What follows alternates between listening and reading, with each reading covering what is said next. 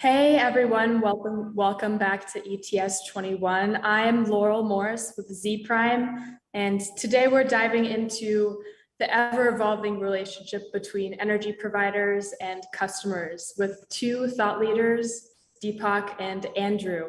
So we'll start off with quick introductions from you, Deepak. Thank you, Laurel, and I'm very, very excited to be part of the ETS. Just want to really put that across. I was waiting for the ETS as we were continuing on a WE3 sessions. This is Deepak Garg, CEO, founder of Smart Energy Water, in the business of connecting billions of people to educate them, empower them about energy and water. Looking forward for this great conversation with Andrew. I know this is going to be a great detail we're going to be learning from Andrew, because my previous conversation with Andrew is like, in that session, I got a lot of great point of view. Andrew, please go ahead, your introduction. Thank you. Obviously, my mother sent you my normal introduction. I appreciate it.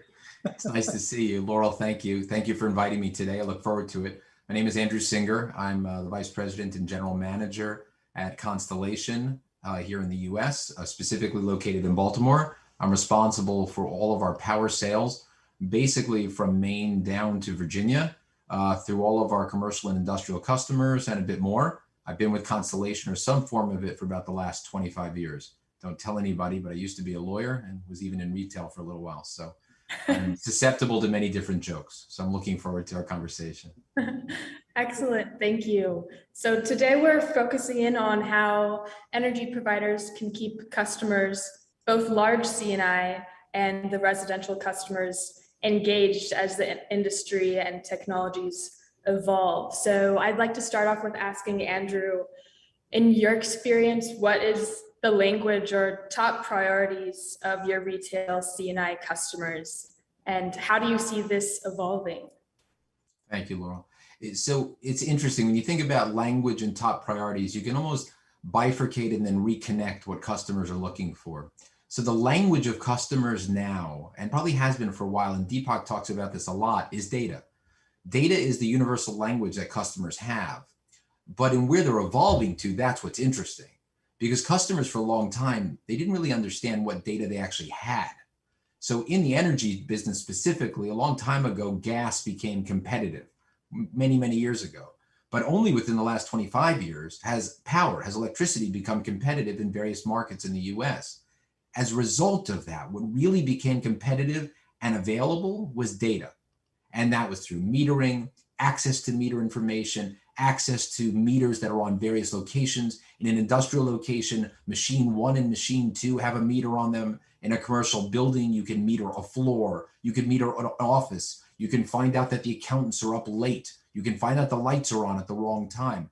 But that universal language of data is what is evolving. So when I first got into this business, if you had a real-time meter, you were special. You were spending a lot of money. Now, if you don't have a real-time meter, what do you mean you don't have a meter? Do you not know what's happening? And based on that language of data and based on a customer sophistication level coming up, that's where more and more people are getting involved in all of our businesses to understand what customers are doing and to try to help people in that commercial industrial area begin to understand what's happening and move towards something we discussed a lot before, which is sustainability. So that's a language, that's the evolution, and that's what we're starting to see in our business. Right, and the value of data today has exceeded the value of oil in global markets. I think it was 1 or 2 years ago, and that was a huge signal for me. Deepak, on the residential side, how has customer engagement shifted, and how do you see technology helping residential customers today? Laurel, I can't just overemphasize what Andrew just said, that the data. I think the data become to the point where it's a universal language, and how you translate the data, to the experience, to the multiple channel, available anytime at the cost and the experience the customers are looking for. And with the definitely customer-driven use cases, we all know that we support the industry, energy and water, and the gas for reasons, without which people cannot live in, without which people cannot innovate. But how we translate our language, our use cases, which make the customer the sense.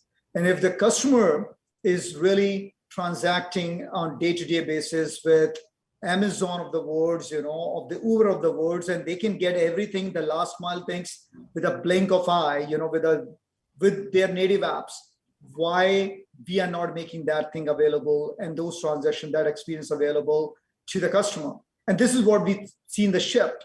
It was, yeah, whatever is available, I will use it, versus I want to use this. I want utilities to behave this way with us. And I think this is a good thing is for us, because as a tech company, as a tech platform company, for us to have that available in the hand of our utilities and giving that power in the hand of the customer as a part of the customer engagement platform, it's been the big shift what we see, and we just love that the residential customer keep changing their demand, and we all as a utilities and the tech company platform, we are keep and advancing, enhancing, and leveraging more and more capabilities in terms of data, the AI, the machine learning, the experience, and IoT, anything coming in before customer ask, you have it. You no need to feel the utilities, and I'm feel very proud. I'm sorry I'm mentioning those customer, from San Diego Gas Electric, Southwest Gas, and all the major utilities, when their app in the App Store is rating 4.9, the customer saying we love that. When the Uber is rating 4.4, 4.5, it is really is a great success for a energy and utility company. They are able to satisfy their customer, and they're able to engage with the customer better than the industry standard used to be called as a Uber. And that's, I think, the shift. And we read a lot of great inputs from the customer. We just love that, how much demand and pretty much ask from the customer. And that's a change. I see that when the customer asking more, give me more, and really industry is pushing more and more to the customer. Mm-hmm. That's surprising that some utilities apps have a better rating than common apps like Lyft, but it's a great surprise. Extending what you've been talking about, Deepak, you have over 700 million people using your platform globally in 24 countries. How do you manage so much information and really create a custom experience to engage each customer with the relevant information that they're interested in?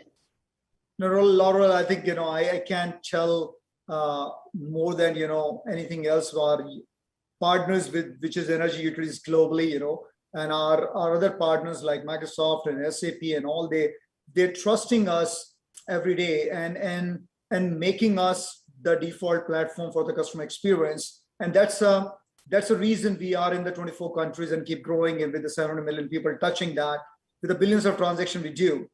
It's just because we really gone very deep in last 10 years. When we started, we never started as a tech company to take, or become in between and go in between the customer and the utilities. We always want to make sure is we as a tech company, we enable utilities to engage with the customer, give them the empowerment, give them all the tools, give them all the intelligence so that their customers love them, and ensure that we are really leveraging what our learning is and applying that as a part of the platform. And that's why when Andrew was talking about the CNI as a part of the platform, I know that a lot of people used to be talking 5-10 years back, residential customers are very, very important, and CNI customers definitely very, very important for reasons, but it's always a discussion about residential. And our platform, when we thought about that, we never thought only residential. We put it the personas like CNI, the SMB, the landlords, to the agencies and all, which really made a single platform available with all the intelligence, which a customer is looking on. And the good thing is, from North America to the Europe to Middle East to Asia, 85% utilities, even though everybody think they all have a unique business processes, we're able to standardize that. We are able to make our platform multi-language, Unicode, to make it available. We're taking care of the security, we're taking care of the geofencing and all. And I just love that, when a customer, a residential customer come on a platform, they look, they see, they have the intelligence, what they're looking. When a CNI customer comes, they can see the very comprehensive, the power qualities and all the different data they want to compare, the portfolios and all and all. And I think that's make us, and we don't stop innovating.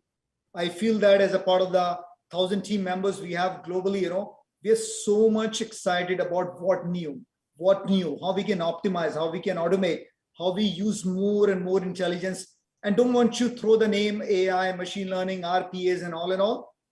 We want to truly use with the use cases. If it doesn't make sense, don't do it. Just don't throw that, hey, because I got a terabyte of data, I'm the most powerful. No.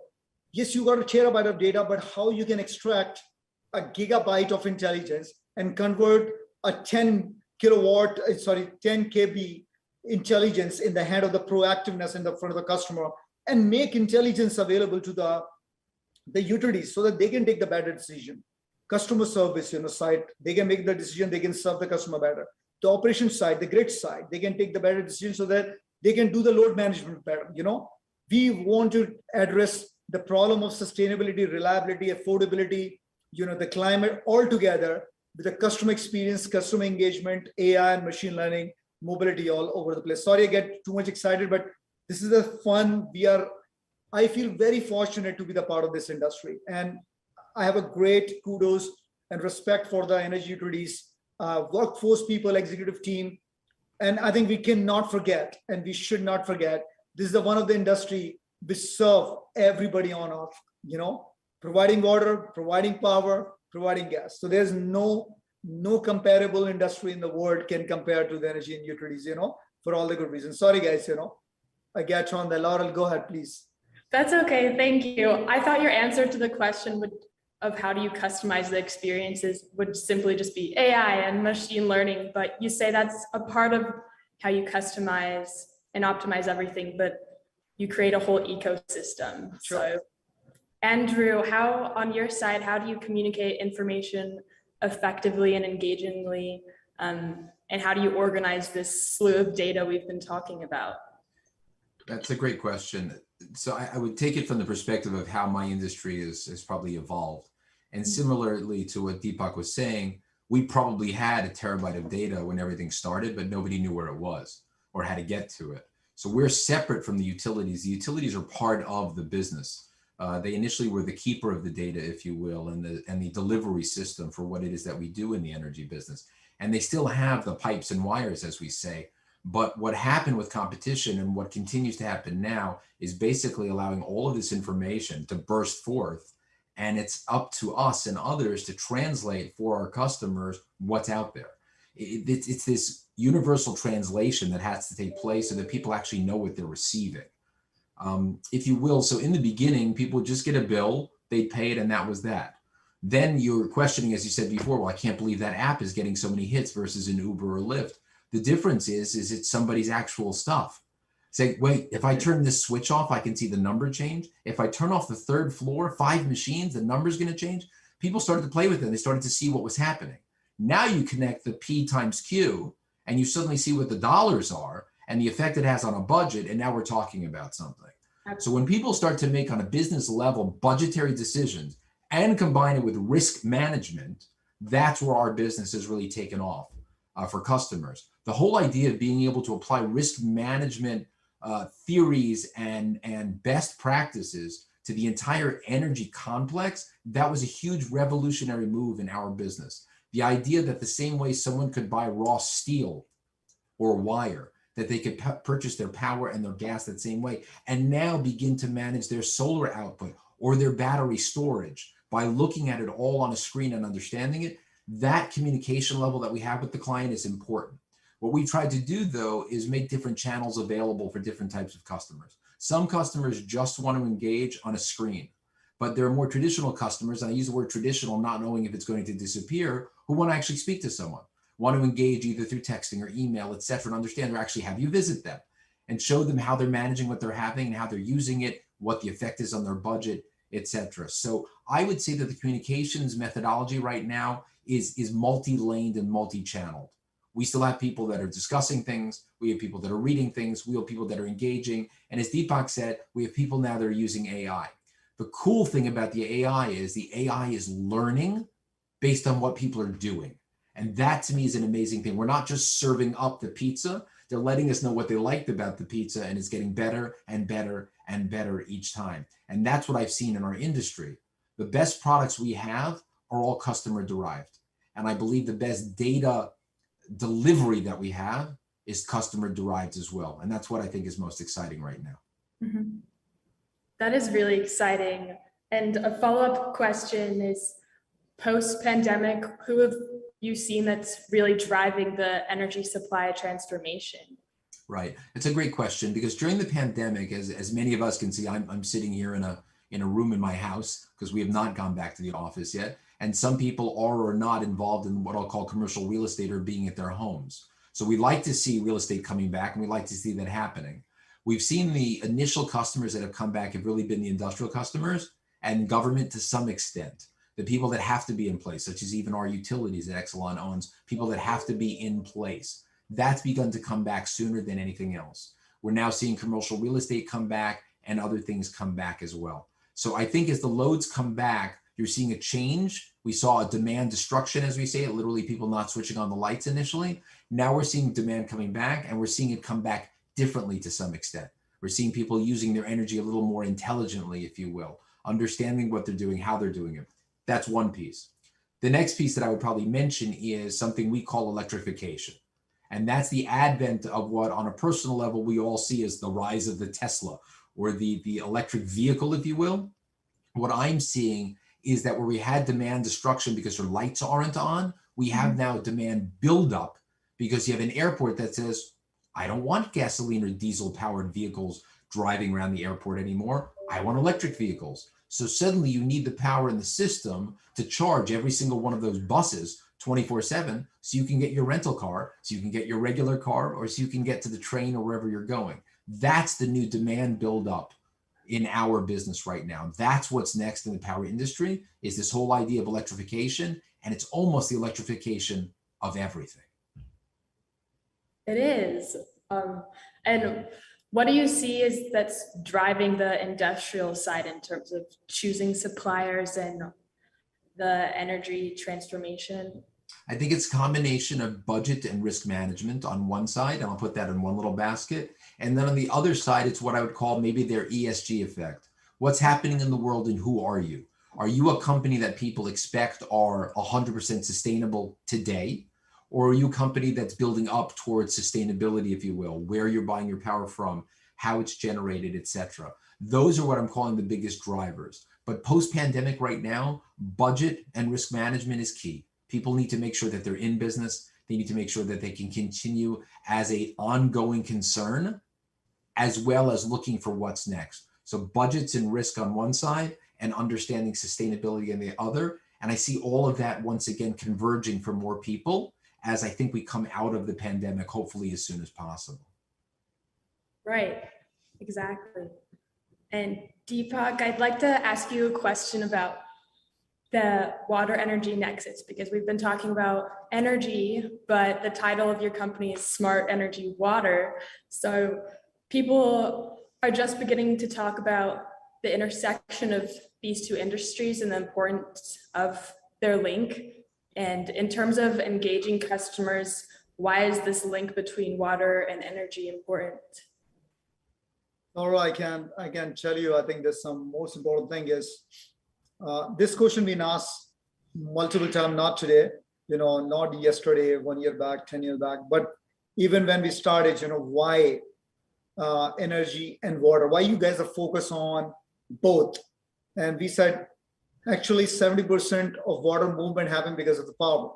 The power doesn't move, water doesn't move by itself. And when you think as a tech company, as a platform company, you need to go focus to the core. You can't just focus on the outside use cases only. So our focus was always who's using these commodities. These commodities being used by the customer, the people. And we don't want to call, because for the reference for the industry, we call customer. For us, it's a people engagement. It's a people-focused platform.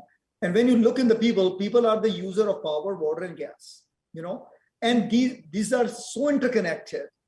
when you supply the power to the same person who's using the water, using the gas, the behaviors of that person to change for being efficient to be energy efficiency or the water conservation is the same thing. It's a mirror image for the two different industries.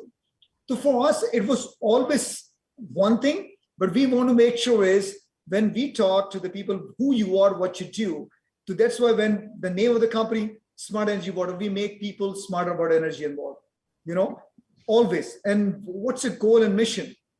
The goal and mission is nothing, very small. We just want to connect billions of people to the energy and water ecosystem so that they become intelligent by using our best customer experience platform. They're intelligent to Andrew's point. The AI and machine learning is what it's doing is it's only intelligent, and it can be only intelligent if the customer use more and more. It's learning from the customer and telling them by looking all other data, from other customer behavior, what's the best way to do it. And I see that, I'm just going to pick it up from what Andrew was talking about. As the demand is going up and getting distributed, it was commercial. What the post-COVID we've seen it is definitely the whole demand profile change. The electrification is putting more variability into the grid, for a good or bad reasons. We know that our dependency on the power and the electrification will be going because everything is going to be electrified eventually. The gasoline is going to be the 20th century, 21st century is going to be run by the power. So now what we do is we want to make the people intelligent about it, and the people have to be intelligent about power and water together, and that's why we feel that it is a very important. We don't want to be in a situation 10 years from now, ouch, we never thought about water, and we should be thinking 10 years back. That's why we're putting that message across. Please make sure you as a industry, you as a consumer, you as a person, you leverage the platform, the technology to save both the resources. Because one resource we cannot live without, which is water, and one resource we cannot innovate, because if you really connect that dots 20 years later, 10 years later, 30 years later, the most superpower will be the power, the country with the most of these resources, not the only the economies, over there, everything is going to be dependent upon that. So for us, it's a very, very important link. It's very important for the people, the communities, the countries, state, federal, everybody have to understand the value of these resources. And we, as a part of the industry, we need to push this message across. These are interconnected industry, and we need to do everything to save that, and make sure we make it affordable, continuous. We cannot make it. It's not an Amazon. I'm sorry to say. It's like I can increase the price. It's on the demand and supply. You cannot be on because it's affordability. You cannot be Uber. Oh, actually, because everybody is demanding the same car. I can charge you 10x. We need to think about the 43% of the low-income people, how they will use these resources with availability. So I'm sorry, this is where we feel this message has to go, and we need to do it beyond North America. That's why we're taking this message everywhere, every part of the country, every part of the continental. We are going, and I think everybody accepting this message from us. Exactly. And following up on the Water Energy Nexus, you've helped founded an event with Zpryme called the WE3 Summit, and the series. This will be coming up in December, and I just wanted to ask you why you created that WE3 Summit. No, I think Laurel, I think being in part of this industry, I personally saw, and I've seen that multiple times, there's a disconnect, between what power companies are doing, and there's a great learning from power companies, when they gone to the grid modernization, they gone to the smart metering and all. We want to bring it connect. We just talk about it. The water industry is dependent upon the power industry, and both are serving to the people. So it was very important when we did the first kickoff in 2019. I'm sorry to say, but ouch, everybody just loved it. Wow, there is a great nexus. From the great politician in Silicon Valley to every tech company, and the utilities. And I think we got a great, I should say the success because of that. And I think our underlying mission was bringing the industry together, bringing and have the people start thinking these two industries are really a mirror image to each other. And it has to go beyond, just conversation between two industry. It has to be pretty much gone upwards to the state or the federal governments to understand that these two industries has to come together, and they have a mutual dependency to each other. And on top of that, people who are the customers of these two industries, they need to see the value and how we can take to a point, underlying data, underlying intelligence, underlying learning, underlying benefits, and we can give it and pretty much make it standard to the industry. That's been the goal. And I feel that from 2019 being in person to 2020, when we did the virtual, we just love it, like how much great success we got. And again, this W3 weekly series is bringing the people from every continent, how many countries, executive for different industry being part of that. And we just continue that. So I want to thank Jason, you, and everybody in the Zpryme team. We have a great success and we want to continue this. This is not a Zpryme mission. This is not SCW event. It's an industry event. It's an event for the people. We want to push that across to everybody so that everybody can learn it, Thank you, Deepak. And it's been a pleasure speaking to both of you today. And thank you everyone else for joining and tuning in. Up next, we have a conversation on all things about the storage revolution that's hosted by Dylan Lockwood. So please stay tuned for that coming shortly. Thank you, Laura. Thank you, Laura. Mm-hmm.